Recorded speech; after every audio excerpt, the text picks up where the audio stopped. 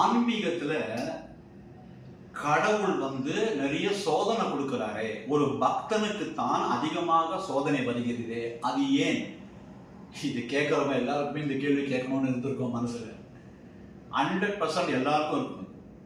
நீங்க வேணா பாருங்க, பக்தனா இருக்கவங்க அவங்களுக்கு தான் எத்தனை பேர் கூட சொல்லுவாங்க, சாய்பாபா கிட்ட போனியே இவ்வளோ கஷ்டமாச்சே, எப்படி இருந்த அப்படிலாம் கேட்பாங்க.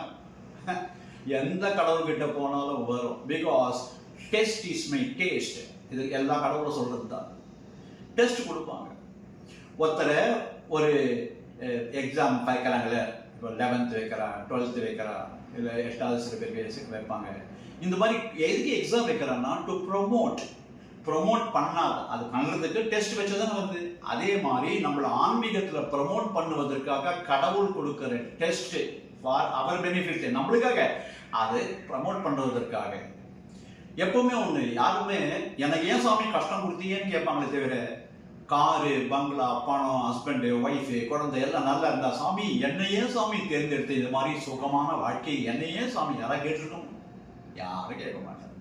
அதனால தான் குந்தி தேவி கிருஷ்ணர்கிட்ட கேட்டா, சாமி எங்களுக்கு கஷ்டத்தையே கொடுங்க சாமி. அப்போ அவர் கேட்டார், நீ படாத கஷ்டமாமா, எதுக்காக நீ கஷ்டத்தை கேட்குறேன்னு. அவர் சொன்னா, நாங்கள் இன்பமா இருந்தோம்னு வச்சுக்கோங்களேன், உங்களை நினைக்கவே மாட்டோம். ஆனால் இப்போ கஷ்டம்னு வரும்போது எத்தனை நாள் நாங்கள் கஷ்டப்பட்டோம், ஆனால் நீங்கள் கூடவே இருந்தீங்க. நீங்கள் கூடவே இருந்து கஷ்டப்படும் பொழுது அதை அழகா அதை நாங்கள் கடந்து போய் விடுவோம், இதுவும் கடந்து போகும், திஸ் டூ வில் பாஸ் அவேன்னு ரொம்ப அழகா எங்களுக்கு சொல்லி கொடுத்து கூடவே இருந்து என்னை காப்பாத்தினீங்க. கஷ்டம் வரும்போது தான் கடவுளேன்னு நினைக்க தோணுது. அதனால்தான் கடவுள் எப்போ சின்ன குழந்தைய கூட அம்மா கட்டி மொத்தம் கொடுப்பா, கழிச்சு முடிப்பா. அப்படியே எப்படின்னா எடுத்து கிள்ளுவா, அப்புறம் மொத்தம் கொடுப்பா. நீங்க பாருங்க, அந்த குழந்தைக்கு வலிக்கும், ஆனா மொத்தம் கொடுத்தோடனே மறந்துடும்.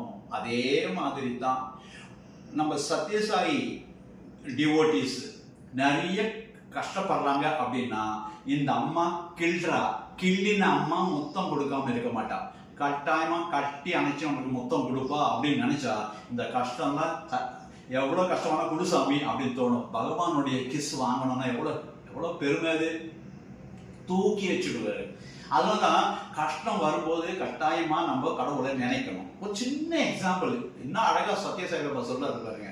ஏன் சுவாமி இப்படி கஷ்டம் கொடுக்குறீங்க அப்படின்னு நான் கேட்டேன். அதுக்கு அவர் சொன்ன பதில் ரொம்ப பியூட்டிஃபுல்லான பதில்.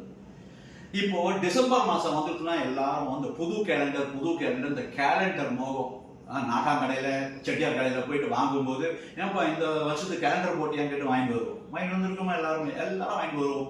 இப்போ அது வீட்டில் கொண்டு வந்தோடனே அதை மாற்றணும். என்ன பண்ணுவீங்க, நீங்க ஒரு ஆணியை எடுத்து செவுத்துல டம் டம் டம்னு அடிப்பீங்க. இப்பெல்லாம் மெலிசா இருக்கு, ரொம்ப இழுத்து அடிச்சா பக்கத்து வீட்டுக்கு போயிடுது. அப்ப டம் டம் டம்னு அடிச்சுட்டு என்ன பண்ணுவோம், கையால நம்ம ஆட்டி பார்க்கறோம். ஏன் ஆட்டி பார்க்கறோம்? இந்த கேலண்டர் வெயிட்ட இது தாங்குமா? ஒரு லௌகீகமா யோசனை பண்ணி பாருங்க. ஒரு லௌகிகமா ஒரு கேலண்டர் மாற்றத்துக்கே நம்ம ஆட்டி பார்க்கிறோமே, இது தாங்குமான்னு. அந்த பகவான் யூனிவர்சல் காட் ஆச்சு, நம்மளுக்கு கூடவே இருக்க போற நம்ம அம்மையப்பனாச்சு, அவர் நம்ம இதயத்துல தாங்கிறது, அவன் இவன் தாங்குவானா அப்படின்றதுக்கு ஆட்டி பார்க்க மாட்டாரு, கட்டாயம் ஆட்டி பார்ப்பாரு. ஆனா நம்ம என்ன பண்ணணும், அப்படி ஆட்டும் பொழுது இன்னும் கொஞ்சம் கெட்டிமா பிடிக்குமே தவிர, ஐயா இவங்கிட்ட வந்தா இந்த சாமி ஒன்றும் பண்றதுல சொல்ல விட்டு இன்னொரு சாமி, கருப்பு சாமி, அந்த சாமி, இந்த சாமி, என்ன பிரயோஜனம்?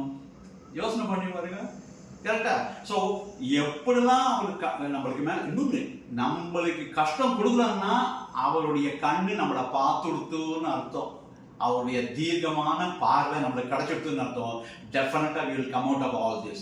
நீங்க வேணா பாருங்களேன், பழைய பக்தர்கள்லாம் கேட்டு பாருங்க, நான் படாத கஷ்டம் இல்லை, அவ்வளோ கஷ்டப்பட்டேன், ஆனா எப்படி வெளில வந்தேன்னே தெரியலையே அப்படின்னு சொல்லுவாங்க. நீங்க வேணா பாருங்க, நம்மளுக்கும் அது நடக்கும், எல்லாருக்கும் நடக்கும்.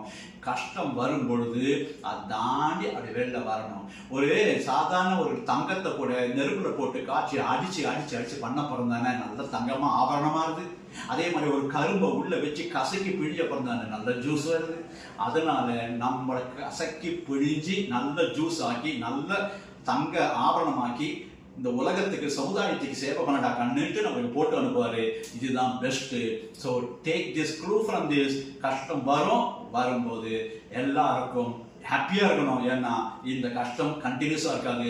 Every cloud as a silver lining சொல்லுவாங்க. ஒரு நாள் இதுவும் கடந்து போகும். ஞாபகம் வச்சுக்கோங்க. இந்த வீடியோவை நீங்க உங்க உற்றார் உறவினர்கள் எல்லாருக்கும் அதை பகிர்ந்து இதை அனுப்புங்க. அதுக்கப்புறமா யாருக்கெல்லாம் தெரியும் இந்த லிங்க் எல்லாருக்கும் நீங்க பகிர்ந்து கொடுத்தீங்கன்னாக்க எல்லாரும் இதை கேட்கக்கூடிய பாக்கியம் கிடைக்கும். ஸோ அவங்களுக்கு மன நிம்மதி கிடைக்கும். இது ஒரு பெரிய சேவையை எடுத்து பண்ணுங்க. ஜெய் சாய்ராம்.